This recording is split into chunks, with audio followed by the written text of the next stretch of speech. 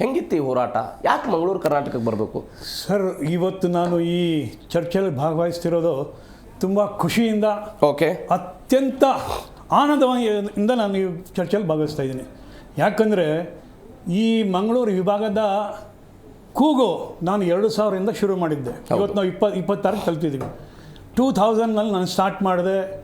ಪ್ರತ್ಯೇಕವಾಗಿ ಪ್ರತಿ ಮೀಟಿಂಗ್ನಲ್ಲಿ ನಾನು ದಕ್ಷಿಣ ರೈಲ್ವೆ ಮೆಂಬರು ಆಗಿದ್ದೆ.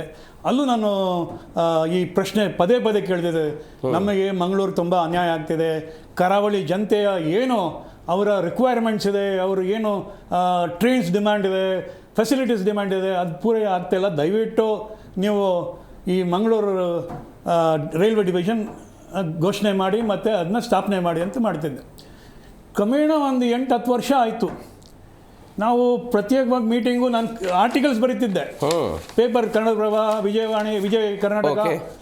ಸೊ ನನಗೊಂದು ಚಿಂತನೆ ಬಂತು, ಏನಪ್ಪ ನಮಗೆ ಏನು ಸಿಗ್ತಿಲ್ಲ. ಸೊ ನಾವು ನೋಡಿದ್ವಿ ಎಲ್ಲಿ ನಾವು ವಿ ಕ್ಯಾನ್ ಪ್ಲೇ. ಅವಾಗ ನಾನೇ ಯಾಕೆ ಗೊತ್ತಾ, ಒಂದು ಕಡೆ ಮಂಗಳೂರು ಜಂಕ್ಷನ್, ಅದರ ಹೆಸರು ಕನಕನಾಡಿ ಅಂತ ಇತ್ತು. ಆಮೇಲೆ ಮಂಗಳೂರು ಸೆಂಟ್ರಲ್ಲು. ಇವಾಗ ಈ 2 ಸ್ಟೇಷನ್ ಮಧ್ಯೆ 6 ಕಿಲೋಮೀಟರ್ ದೂರ. ಮತ್ತು ಈ ಆ್ಯಕ್ಸಿಸಲ್ಲಿ 3 ರೈಲ್ವೆ ಝೋನು ಬರುತ್ತೆ ಮತ್ತು 3 ಡಿವಿಷನು ಬರುತ್ತೆ. ಹೌದು. ಸೊ ನಾವು ಚಿಂತನೆ ಮಾಡಿ ನಾನೇ ಫಸ್ಟ್ ಆವಾಗ ಹೇಳಿದೆ, ದಯವಿಟ್ಟು ಕನಕನಾಡಿ ನಮ್ಮ ಔಟ್ರ್ ತನಕ ಇರುತ್ತೆ. ನಮ್ಮದು ಏನು ಗೊತ್ತಾ, ಸ್ಟೇಷನು ಜುರಿಸ್ಡಿಕ್ಷನು, ಔಟರು ಜುರಿಸ್ಡಿಕ್ಷನು, ಅಂದರೆ ಔಟರ್ ಸಿಗ್ನಲ್ ಅಂತೀವಿ, ಅಲ್ಲಿ ತನಕ ನಮ್ಮ ಮೈಸೂರು ಡಿವಿಷನ್ ಇತ್ತು ಆ ವ್ಯಾಪ್ತಿ. ಸೊ ನಾನು ಚಿಂತನೆ ಮಾಡಿ ಆಮೇಲೆ ಹೇಳಿದೆ, ದಯವಿಟ್ಟು ನೀವು ಕನಕನಾಡಿ ಮತ್ತು ಮಂಗಳೂರು ಸೆಂಟ್ರಲ್ ನಮಗೆ ಕೊಟ್ಬಿಡಿ, ಈ ವ್ಯಾಪ್ತಿ 6 ಕಿಲೋಮೀಟ್ರು. ಸೊ ಇದು ಕೊಟ್ಟರೆ ಈ ಮಿಕ್ಕಿದ್ದು ಏನು ಚೆಸ್ ಪ್ಲ್ಯಾನ್ ಇದೆಯಲ್ಲ ನಮ್ಮದು, ಅದು ವಿ ಕ್ಯಾನ್ ಇಷ್ಟು ವ್ಯಾಪ್ತಿ ಬಂದರೆ ಆ ಜುರಿಕ್ಷನ್ ನಮ್ಗೆ ಬಂದುಬಿಡುತ್ತೆ. ಒಂದು ಕಡೆ ಒಂದು ಲೈನು ಕೊಂಡ್ಕೊಂಡು ಹೋಗುತ್ತೆ, ಒಂದು ಲೈನ್ ಕೇರಳಕ್ಕೆ ಹೋಗುತ್ತೆ, ಒಂದು ಲೈನ್ ಬಂದರ್ಗೆ ಹೋಗುತ್ತೆ ಪಣಂಬೂರು ಮೂಲಕ. ಆ ಬಂದರು ಅಲ್ಲಿ ನ್ಯೂ ಮಂಗಳೂರು ಪೋರ್ಟ್ ಟ್ರಸ್ಟ್ ಇದೆ, ಅದಕ್ಕೆ ತುಂಬ ಇಂಪಾರ್ಟೆನ್ಸ್ ಇದೆ. ಯಾಕೆ ಗೊತ್ತಾ, ಅಲ್ಲಿ ಅವರಿಗೆ ರೇಕ್ಗಳು ಸಿಗ್ತಿರಲಿಲ್ಲ. ಅವ್ರಿಗೆ ಲೋಡಿಂಗ್ ಇದ್ದರೂ ಆಯಿಲ್ ಟ್ಯಾಂಕರ್ಸು ಮತ್ತು ಈ ಬಾಕ್ಸಸ್ ಅಂತೀವಿ ನಾವು, ಅದಕ್ಕೆ ಬಾಕ್ಸನ್ ಅಂತೀವಿ ನಾವು ರೈಲ್ವೆ ಭಾಷೆಯಲ್ಲಿ. ಅವ್ರಿಗೆ ಸಿಗ್ತಿರಲಿಲ್ಲ. ಅವರು ಬೇಡ್ತಿದ್ರು, ಅವ್ರು ನನಗೆ ಲೆಟ್ರ್ ಬರೀತಿದ್ರು. ಒಂದು ಲೇಡಿ ಮುಂಬೈಯಿಂದ ನನಗೆ ಫೋನ್ ಮಾಡಿದ್ರು, ಪ್ರಕಾಶ್ ಅವರೇ, ನಾನು ಮಂಗಳೂರಲ್ಲಿ ಕೇಳಿದೆ, ನೀವು ತುಂಬ ಹೋರಾಟ ಮಾಡ್ತೀರಾ, ದಯವಿಟ್ಟು ಆ ಕನಕನಾಡಿ ನಮಗೆ ತುಂಬ ಕನ್ಫ್ಯೂಷನ್ ಆಗ್ತಿದೆ, ನಮಗೆ ಇಳಿಯೋಕ್ಕೆ ಗೊತ್ತಾಗಿಲ್ಲ, ಕೆಲವರು ಮುಂದೆ ಹೊರಟೋಗ್ತಾರೆ ಕಾಸರಗೋಡು ತನಕ, ಅಲ್ಲಿ ಇಳಿಯಲ್ಲ, ದಯವಿಟ್ಟು ಆ ನೇಮ್ ಚೇಂಜ್ ಮಾಡಿಸಿ. ನಾನು ಪ್ರಥಮ ಬಾರಿಗೆ ನಾನು ಆ ಲೆಟ್ರ್ ಬರೆದೆ, ದಯವಿಟ್ಟು ಇದನ್ನ ಮಂಗಳೂರು ಜಂಕ್ಷನ್ ಅಂತ ಘೋಷಣೆ ಮಾಡಿ ಅದನ್ನ ಸೆಂಟ್ರಲ್ ಅಂತ ಮಾಡಿ, ಆವಾಗ ಜನರಿಗೆ ಕನ್ಫ್ಯೂಸ್ ಆಗೋಕ್ಕಿಲ್ಲ. ಸೊ ಇದ್ರ ಜೊತೆಯಲ್ಲಿ ನನಗೆ ಪುತ್ತೂರು ಮತ್ತು ಉಡುಪಿ ಡಯಾಸ್, RL ಡಯಾಸ್ ಅಂತ, ಅವರು ಇವಾಗ ನಿಧನರಾಗ್ಬಿಟ್ಟಿದ್ದಾರೆ. ಮತ್ತು ಅವರು ನನ್ನ ಹತ್ರ ಬಂದಿದ್ದರು. ನಾವು ಚರ್ಚೆ ಮಾಡಿ 2007 KJS ನಾಯ್ಡು ಅಂತ ಇದ್ರು ಕಮಿಷನರ್ ರೈಲ್ವೆ ಸೇಫ್ಟಿ. ಅಂದರೆ 2006 ಈ ಬ್ರಾಡ್ಗೇಜ್ ಶುರು ಆಯಿತು, ಬಟ್ ಟ್ರೈನ್ ಚಾಲೂ ಮಾಡಿರಲಿಲ್ಲ.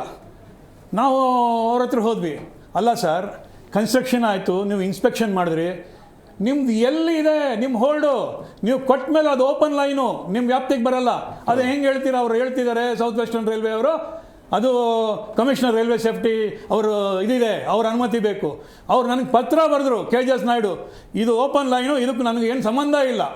ನಾನು ಸೀದಾ ಅವ್ರ ಜೊತೆ ನಮ್ಮ ಪುತ್ತೂರು ಮತ್ತು ಉಡುಪಿ ಡಯಾಸು ಮತ್ತು ಅನಿಲ್ ಹೆಗ್ಡೆ, ದಿನೇಶ್ ಕಾಮತ್ ಜೊತೆ ನಾನು ಹುಬ್ಳಿಗೆ ಹೋದೆ. ಅಲ್ಲಿ GM ಹತ್ರ ಕೂತ್ಕೊಂಡೆ, ಅಲ್ಲ ಸರ್, ನೀವು ಹೇಳ್ತೀರಾ ಇದು ಕಮಿಷನರ್ ರೈಲ್ವೆ ಸೇಫ್ಟಿ ಅವರು ಇಶ್ಯೂ ಮಾಡಿದ್ದಾರೆ, ಈ ಪತ್ರ ತಗೊಳ್ಳಿ. ಅವ್ರು ಏನು ಹೇಳ್ತಾರೆ, ಓಪನ್ ಲೈನ್ ಒನ್ಸು ಕನ್ಸ್ಟ್ರಕ್ಷನ್ ಆದಮೇಲೆ, ಇನ್ಸ್ಪೆಕ್ಷನ್ ಆದಮೇಲೆ ಅದು ಓಪನ್ ಲೈನ್ ಅಂದರೆ ಓಪನ್ ಫಾರ್ ಟ್ರಾಫಿಕ್, ಪ್ಯಾಸೆಂಜರು ಮತ್ತು ಗುಡ್ಸ್ ಟ್ರಾಫಿಕ್. ಸೊ ಅವಾಗ ಅವ್ರಿಗೂ ಗಮನ ಬಂತು. ಆದರೂ ಕೇವಲ 3 ತಿಂಗಳಲ್ಲಿ ಆ ಪ್ಯಾಸೆಂಜರ್ ಟ್ರೈನ್ ಶುರು ಆಯಿತು. ಈ ಹಿಸ್ಟ್ರಿ PV ಮೋಹನ್ಗೂ ಗೊತ್ತು, ಅವರು ಕಾಂಗ್ರೆಸ್ ಮುಖಂಡರು, ಅವರು ಬರಬೇಕಿತ್ತು, ಅವತ್ತು ಬರಲಿಲ್ಲ. ಸೊ ನಾನು 2000ಇಂದ ಇದ್ರ ಬಗ್ಗೆ, ಆಮೇಲೆ ಅನಿಲ್ ಶಾಸ್ತ್ರಿ ಅಂತ ಒಬ್ಬರು ಇದ್ದಾರೆ, ನಮ್ಮ ಹಿಂದೂನಲ್ಲಿ ಅವರು ರಿಪೋರ್ಟರ್ ಆಗಿದ್ರು, ಇವತ್ತು ಅವರು ಮಂಗಳೂರು ಭಾಗಕ್ಕೆ ಇನ್ಚಾರ್ಜು. ಅವರು ನಮ್ಗೆ ಎಷ್ಟು ಸಹಕಾರ ಕೊಟ್ಟಿದ್ದಾರೆ ಅಂದರೆ, ಅವರು ಆ ಭಾಗ. ಆಗಲೇ ಒಂದು ಪಾಯಿಂಟ್ ಉಲ್ಲೇಖ ಮಾಡಿದ್ವಿ, ಹೋರಾಟದ ಹಾದಿ ಕಠಿಣ ಇತ್ತು ಸರ್. ಹೌದು, ಎಲ್ಲವೂ ಕೂಡ ಈಗ ನ್ಯಾಯ ಸಿಕ್ಕಿದೆ. ನನ್ನ ಪ್ರಶ್ನೆ ಇರೋದು, ಮಂಗಳೂರಿನ ಕೆಲ ಸುತ್ತಮುತ್ತಲಿರುವಂಥ ರೈಲ್ವೆ ಸ್ಟೇಷನ್ಗಳು 3 ವಲಯಗಳಿಗೆ ಹರಿದು ಹಂಚು ಹೋಗ್ಬಿಡುತ್ತೆ. ಅದು ಕೊಂಕಣಿ ಆಗಿರ್ಬೋದು, ನೈಋತ್ಯ ಆಗಿರ್ಬೋದು, ದಕ್ಷಿಣ ವಲಯಕ್ಕೆ. ಹೀಗೆ ಹರಿದು ಹಂಚು ಹೋಗೋದ್ರಿಂದ ಏನು ಸಮಸ್ಯೆ ಆಗುತ್ತೆ? ಇವಾಗ ನಮಗೆ ಏನು ಟ್ರೈನ್ ಸೌಲಭ್ಯ ಬೇಕು, ಏನು ಪ್ಯಾಸೆಂಜರ್ ಅಮ್ಯುನಿಟೀಸ್ ಬೇಕು, ಏನು ಅಲ್ಲಿ ವ್ಯವಸ್ಥೆ ಬೇಕು, ಶೆಲ್ಟರ್ಸ್ ಬೇಕು, ಸ್ಟೇಷನ್ ಅಪ್ಗ್ರೇಡೇಷನ್ ಬೇಕು, ಅದಾಗ್ತಾ ಇರಲಿಲ್ಲ. ಅದರ ಕಂಟ್ರೋಲ್ ಎಲ್ಲ ಪಾಲ್ಘಾಟ್ಗೆ ಇತ್ತು. ಓಕೆ. ನಮ್ಮ ಜನಕ್ಕೆ ಏನೂ ಸಿಗ್ತಿರಲಿಲ್ಲ. ಅಲ್ಲಿ ಎಲ್ಲ ಪಾಪ ಆ ಭಾಗದವರು ನೇಮಕ ಅವ್ರಿಗೆ ಕನ್ನಡ ಬರಲ್ಲ, ಇವ್ರು ಹೇಳೋದು ಒಂದು ಅವ್ರಿಗೆ ಗೊತ್ತಾಗಿಲ್ಲ, ಅವ್ರು ಹೇಳೋದು ಇವ್ರಿಗೆ ಅರ್ಥ ಆಗಿಲ್ಲ. ಅಂದರೆ ಆ ಇಂಟ್ರಾಕ್ಷನ್ ಆಗೋ ಇದೇ ಇಲ್ಲ. ಮತ್ತು ಇವಾಗ ಕೊಂಡ್ಕೊಂಡು ಬೇರೆ ಶುರು ಆಯಿತು. 2000ರಲ್ಲಿ ನಿತೀಶ್ ಕುಮಾರ್ ಬೆಂಗಳೂರು ಬಂದಿದ್ರು. ನಾನು ಅವ್ರ ಗಮನಕ್ಕೆ ತಂದೆ, Nitish Kumar railway minister, sir ಹಿಂಗಾಗ್ಬಿಟ್ಟಿದೆ, ಇದು 3 ಬಾಸು, ಓನರ್ ಯಾರೂ ಇಲ್ಲ. ಈ ಕೊಂಕಣ್ ರೈಲ್ವೆ ಕೇಂದ್ರ ಸರ್ಕಾರ ನಿರ್ವಹಣೆ ಮಾಡುತ್ತಾ? ಅಲ್ಲಲ್ಲ, ಅದು ಕಾರ್ಪೊರೇಷನು. ಕೊಂಕಣ್ ರೈಲ್ವೆನಲ್ಲಿ ನೋಡಿ ನಾವು ದೊಡ್ಡ ಕಾಂಟ್ರಿಬ್ಯೂಷನ್ ಮಾಡಿದ್ದೀವಿ.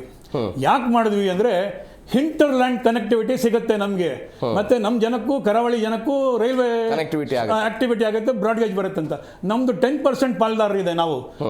ಆಮೇಲೆ 67% ರೈಲ್ವೆ, 14% ಮಹಾರಾಷ್ಟ್ರ, ಕೇವಲ 4% ಕೇರಳ, ಗೋವಾ 2%. ಇವಾಗ ನೋಡಿ, ಲ್ಯಾಂಡ್ ಕೊಟ್ಟು ಆ ಜಾಗ ಕೊಟ್ಟು ನಮ್ಮ ರೈತರು ಒಳ್ಳೆ ಜಮೀನು ಕೊಟ್ಟು ನಮ್ಮ ಜನಕ್ಕೆ ಸೌಲಭ್ಯ ಸಿಗ್ತಿರಲಿಲ್ಲ.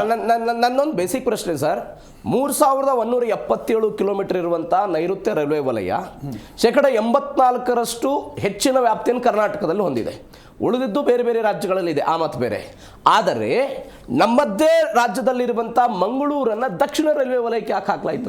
ನೋಡಿ, ಈ ಜ್ಯೂರಿಸ್ಡಿಕ್ಷನಲ್ ಲಿಮಿಟ್ಟು ಮೊದಲು ಮಾಡಿದ್ರು. ನಮಗೂ ವಲಯ ಬಂದಿದೆ 2003ರಲ್ಲಿ. ಹೌದು. ಅಲ್ಲಿ ತನಕ ನಾವು ಸದರ್ನ್ ರೈಲ್ವೆಲಿ ಇದ್ವಿ.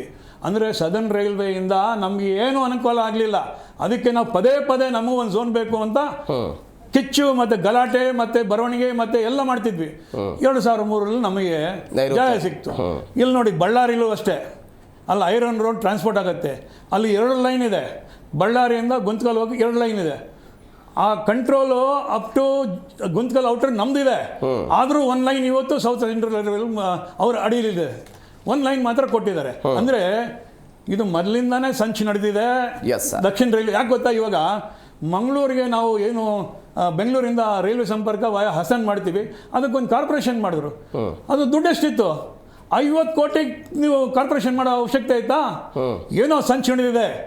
ಯಾಕೆಂದರೆ 50 ಕೋಟಿಗೆ ಯಾರೋ ಕಾರ್ಪೊರೇಷನ್ ಮಾಡಿ, ಒಂದು NNPT ಪಾಲ್ದಾರರು, ಒಂದು ಕರ್ನಾಟಕ ಸರ್ಕಾರ ಪಾಲ್ದಾರರು, ಒಂದು ನ್ಯೂ ಮಂಗಳೂರು ಪೋರ್ಟ್ ಟ್ರಸ್ಟ್ ಪಾಲ್ದಾರರು, ಅದು ಮಾಡೋ ಅವಶ್ಯಕತೆನೇ ಇರಲಿಲ್ಲ.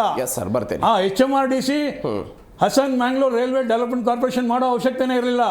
ಬೇಕು ಅಂತ ಈ ನಮ್ಮ ರಾಜ್ಯಕ್ಕೆ ಅನ್ಯಾಯ ಆದಂಗೆ ಆ ಸದರ್ನ್ ರೈಲ್ವೆ ಅಂದಿನ ಅಧಿಕಾರಿಗಳು ಸಂಚು ನಡೆಸಿದ್ದಾರೆ ಅಂತ ನಾನು ಈಗ ಹೇಳ್ತಾ ಇದ್ದೀನಿ ಈ ಸಂದರ್ಭದಲ್ಲಿ.